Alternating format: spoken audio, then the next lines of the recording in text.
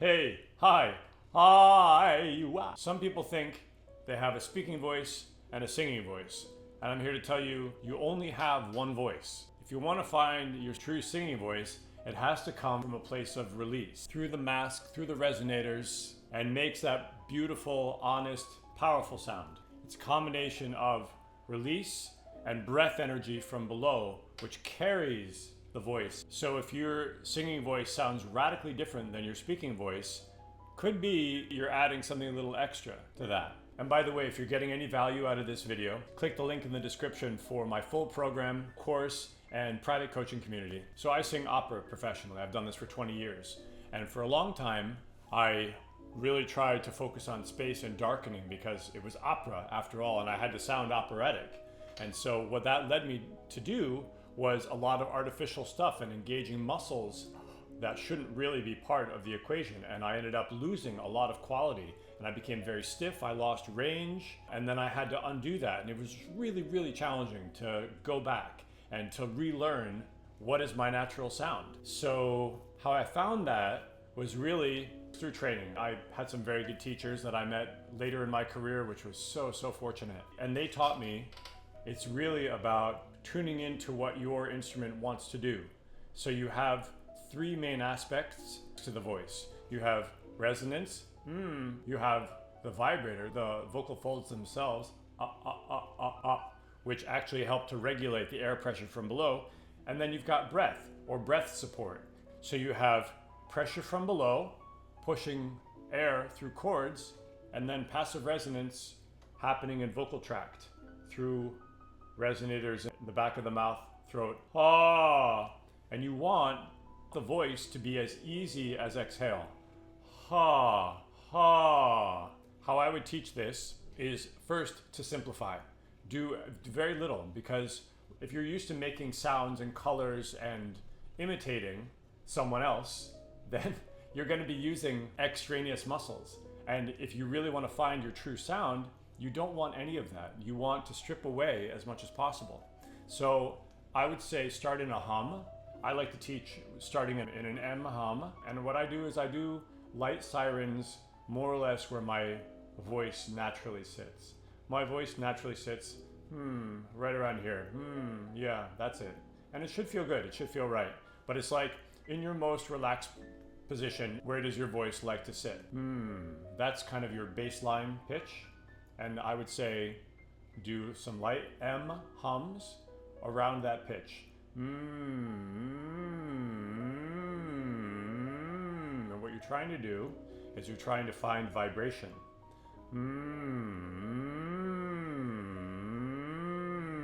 And always, to make the sound as vibratory as possible, you want to think about release. And what that means is that effect of sound is a little bit brighter, and you might feel it. You might feel it in the nose, at the lips, the front of your face. And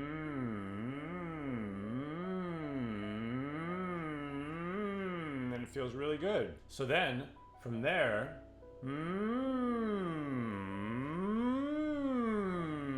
increase the siren to a broader range.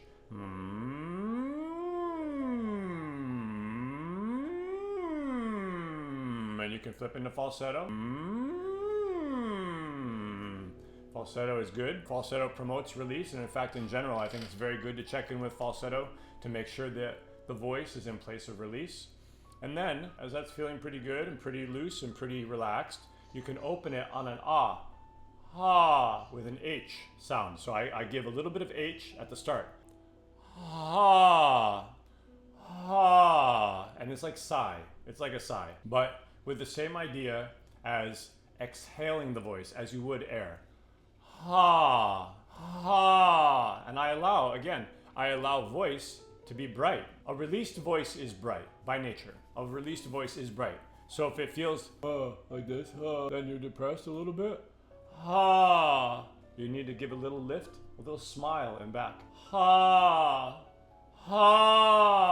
It's like cry. It's like if you were to laugh or cry, here engages. So you know? So then the next step would be attaching some pitch to that.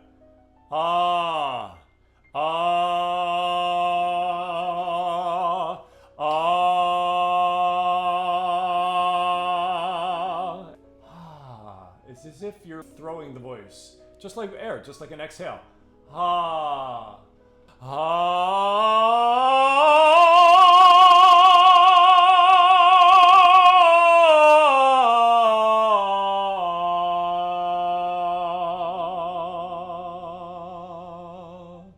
Just like that. Just like that.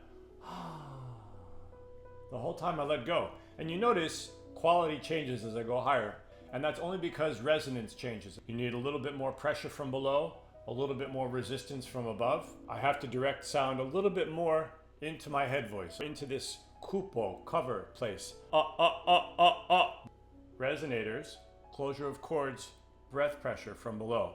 And what you find is once you start to coordinate closure of chords against the air, you can actually focus the air and send that through to your place. For me, in general, I find better to be forward. Forward placement is always preferable in pop, Broadway, opera, every style you can think of. Hey, hi, wah. A bright sound is always more compelling, it's always more vibrant, and it's free, and it's out of the throat, and that's the whole goal. And if you can do that without tension or anything affecting here, this is your true powerful voice. And you want to allow that as much as you produce that. It's a combination of producing it and letting it go. You're sending it and you're allowing it to, you're creating the impetus in the body, and then the voice just flies out of you. Of course, you have to do some extra things. You have to have a little bit of posture, a little bit of control around that. And that is technique. That is technique at the end of the day. But you want a technique that's based on nature and the way the voice actually works, as opposed to the way you want your voice to work.